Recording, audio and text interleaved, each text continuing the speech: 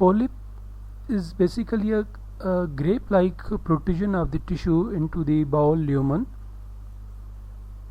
which may be sessile, which is flat on the mucosal surface, or may having pedunculation.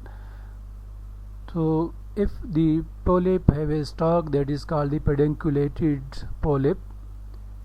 The polyps may be epithelial or submucosal, and the polyps may be non-neoplastic or neoplastic polyps. The polyps can occur singly, synchronously in small numbers, or as part of the polyposis syndromes. The non-neoplastic polyps are hyperplastic polyps, juvenile polyps which occur in the children less than 5 years of age, and the Peutz-Jeghers syndrome. The Peutz-Jeghers syndrome, the polyps are mainly in the duodenum, small intestine, and the colon, and it is also associated with the orocutaneous melanin pigmentation. The neoplastic polyps having 3 varieties or 3 types. One is the tubular adenoma, the second is the villus adenoma, and the third one is the mixed.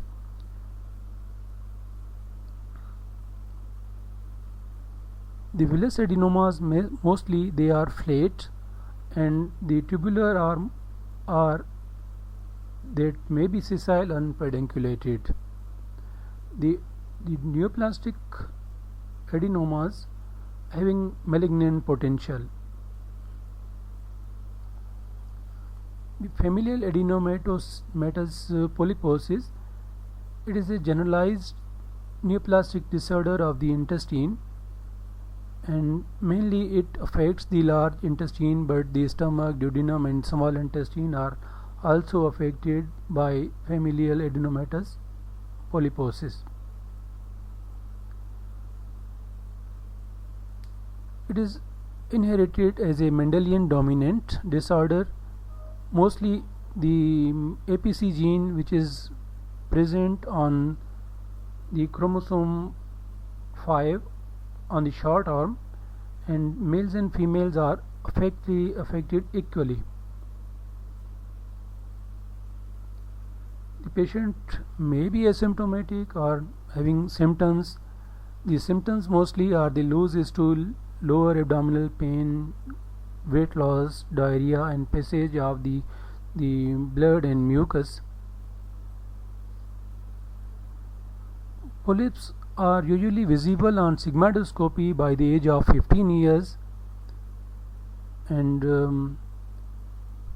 the carcinoma of the large bowel occurs 10 to 20 years after the onset of the symptoms. So it takes 10 to 20 years to develop or the transformation into malignancy. Familial adenomatous polyposis is associated with benign and malignant lesions in other parts of the body, and the benign ones are the endocrine adenoma, osteomas, epidermoid cyst, hypertrophic retinal pigmentation, and the medulloblastoma.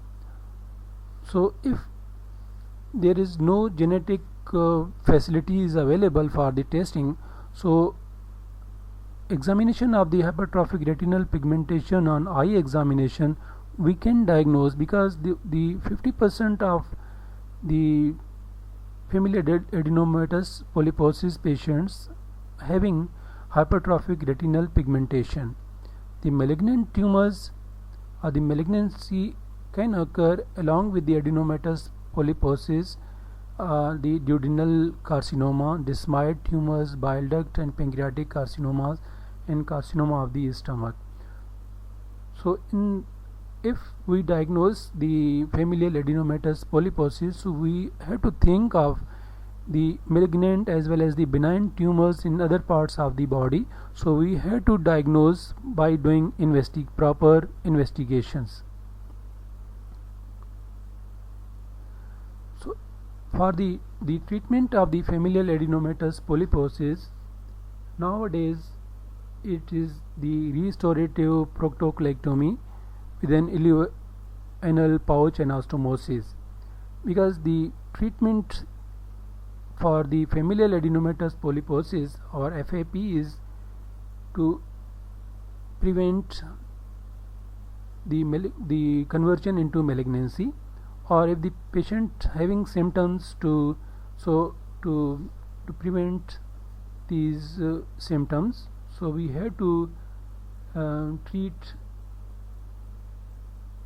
the FAP or familial adenomatous polyposis. So it is indicated especially in cases where with serious rectal involvement with polyps, who are likely to be poor at attending for follow-up, or with established cancer of the rectum or the sigmoid colon. But if there is involvement of the sigmoid and rectum and the whole of the colon, so there is a second option, the total proctocolectomy and the permanent end ileostomy. Colectomy with ileorectal anastomosis was practiced in the past as usual operation because it avoids an ileostomy in a young patient and avoids the complication of the sexual problems. So there is a screening program in the UK. They are mostly doing in 60 above in age patient, 60 to 69 years aged patient, and by doing screening they studied that their studies show that there is reduction in the morbidity and mortality 15 to 20%.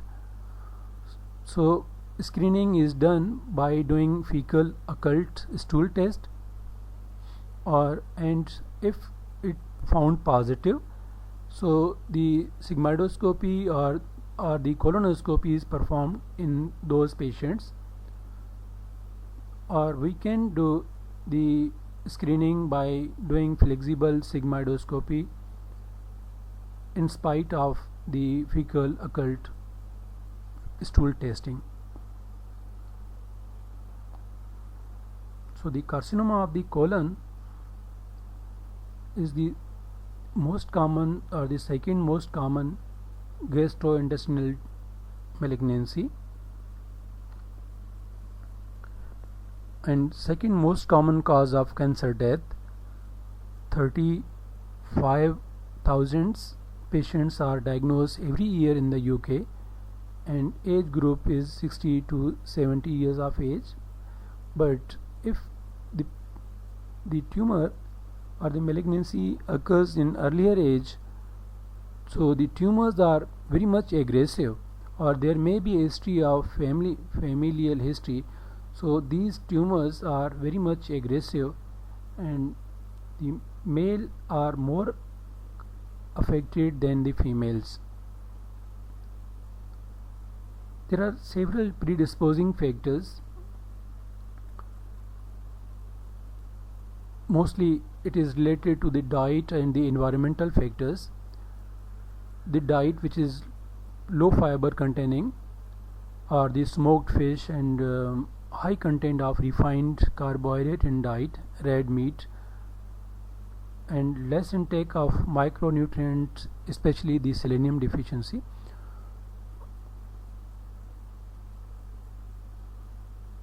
The tumor mostly arises from the colonic epithelium. Mostly they are the adenocarcinomas, and macroscopically the tumor may take one of four forms. These are the annular, second is the tubular variety, and the third ulcer, and the fourth one is the cauliflower type. Annular type and the tubular form, mostly they present as obstructive symptoms, but the ulcerative and cauliflower types, mostly they present as bleeding per rectum. The tumor spreads locally, and second is the lymphatic spread. The lymph nodes are mostly affected by in the course of the primary vessels, and third one is the hematogenous spread.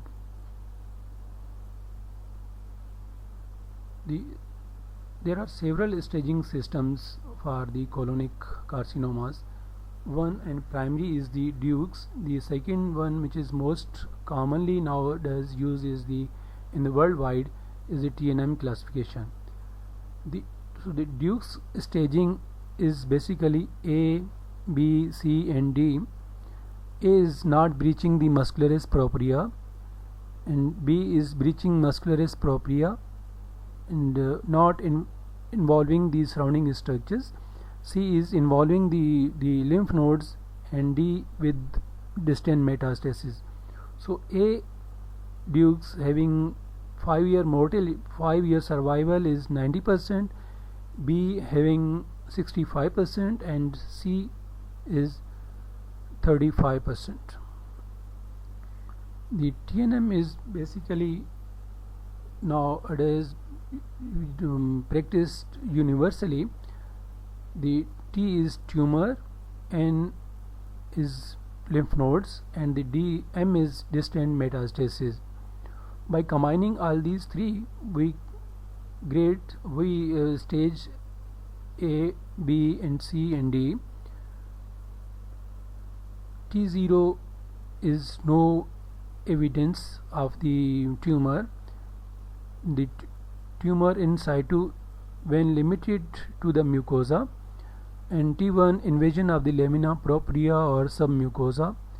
T2 is invasion of the muscularis propria, and T3 is invasion through muscularis propria into the serosa, subserosa or non-peritonealized perimuscular tissue, and T4 is the invasion of the other organs or structures. And lymph nodes, 0 means none, no evidence, and 1 is when 1 and 3 positive pericolic lymph nodes are present, and N2 is 4 or more positive pericolic lymph nodes, and N3 is any positive node along the named blood vessels, and M0 means there is no distant metastasis, and M1 is the distant metastasis.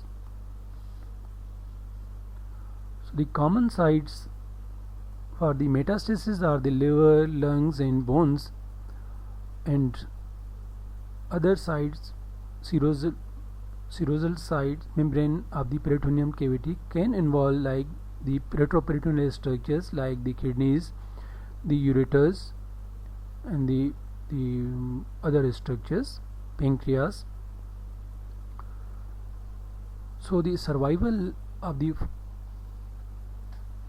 in TNM staging, in stage 1 92% 5-year survival rate, and 2 is 87, and 2B is 63%, and 3B is 69%, and 3C is 53%, and 4 is 11%.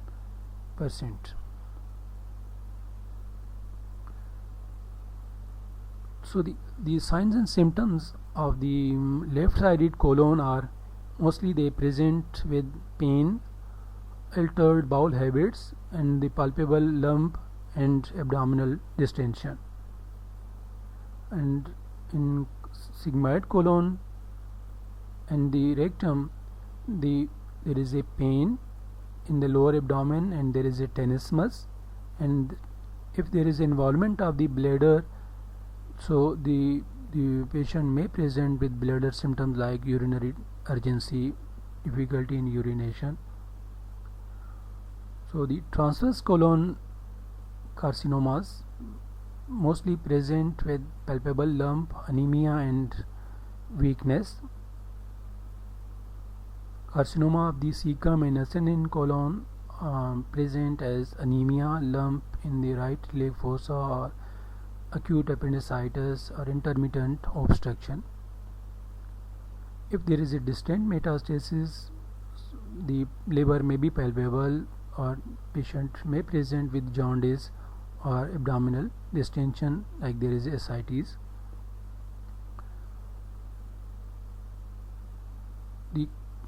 After doing clinical examination, history and clinical examination, there are investigations. So digital rectal examination is the mandatory examination. By doing DRE, we can diagnose the rectal tumors which are 7 to 8 centimeter from the anal verge, and the fecal testing for the occult blood loss, barium enema, sigmoidoscopy, colonoscopy, and by doing sigmoido and colonoscopy we can take the biopsy to confirm the diagnosis. So for the staging purpose, CT scan of the chest, abdomen and pelvis are done routinely, and serum tumor markers are the CEA level which is raised in the colonic carcinomas, and molecular detection of the APC gene, because there is changing mutations in the APC gene. If there is a 53 gene is present, and it indicates that there is a invasion, more invasion if the P53 gene is present. So for the diagnosis of the colorectal carcinomas, we have to do the sigmoidoscopy and colonoscopy with tissue biopsy. We can do double contrast barium enema, in which we pass barium as well as air per rectally, and we take serial X-rays to diagnose the colonic carcinomas or polyps. If there is a colonic carcinoma, the diagnostic sign on barium enema is apple core appearance or the filling defect. Ultrasound is mostly done for the liver metastasis, and the CT scan is done for the staging purpose, CT chest, abdomen and pelvis. But the MRI is done in mostly if the tumor is in the rectum or lower rectum, to diagnose the perirectal penetration. So the main treatment that can be used for the colon and rectal cancers is the surgery, and the other treatment options are radiotherapy, chemotherapy. Depending on the stage, we can aid the surgery along with radiotherapy and chemotherapy, which is called the adjuvant and neoadjuvant chemoradiotherapy. Surgery is often the main treatment for earlier stage colonic cancer. If there are polyps present, which are smaller polyps, which can do the polypectomy with snare with the help of the colonoscope.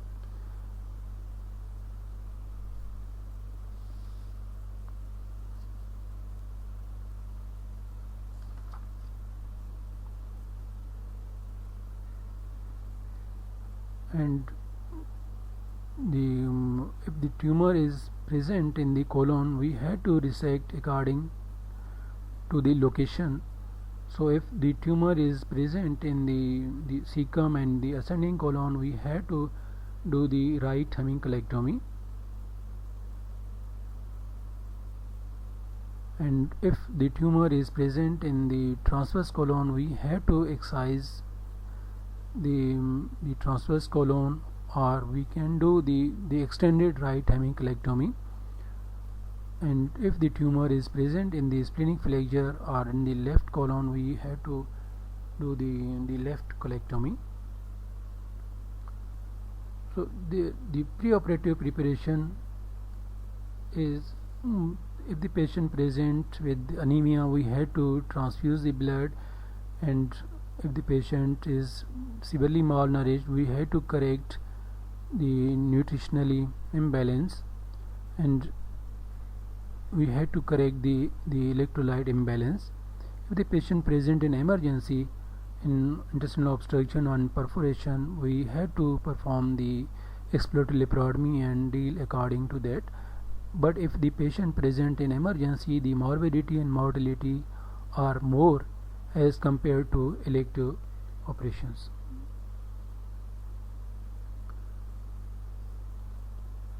The bowel preparation is not done nowadays, but if the tumor is in the rectum or in the sigmoid colon, we have to prepare by giving laxatives and enemas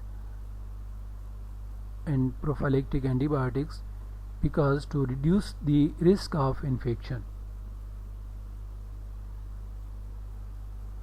And when the laparotomy is done, the tumor is assessed for the irresectability by checking the involvement of the liver, the peritoneum, the lymph nodes, and the tumor for its mobility. In case of operable cases, the right hemicolectomy is done for the cecum and the ascending colon, and for the hepatic flexure, the extended right hemicolectomy.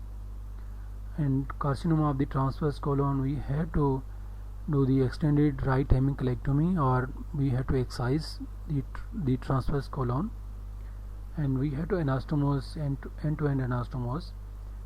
Carcinoma of the splenic flexure and the descending colon are mostly done by doing the left hemicolectomy. This is the diagrammatic presentation in which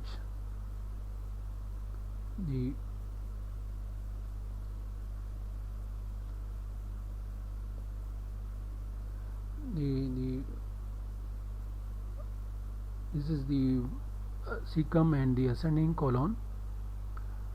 This is a line mark which is showing the right hemicolectomy, limited right hemicolectomy, and in extended in the right hemicolectomy, we had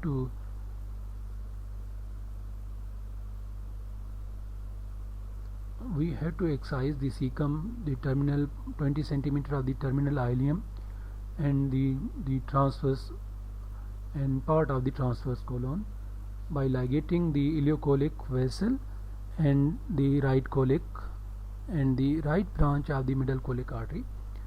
In transverse colectomy, we had to ligate the middle colic artery, which having two branches, the right as well as on the left branch of the middle colic artery. If we ligate these, so the vascularity will be finished, or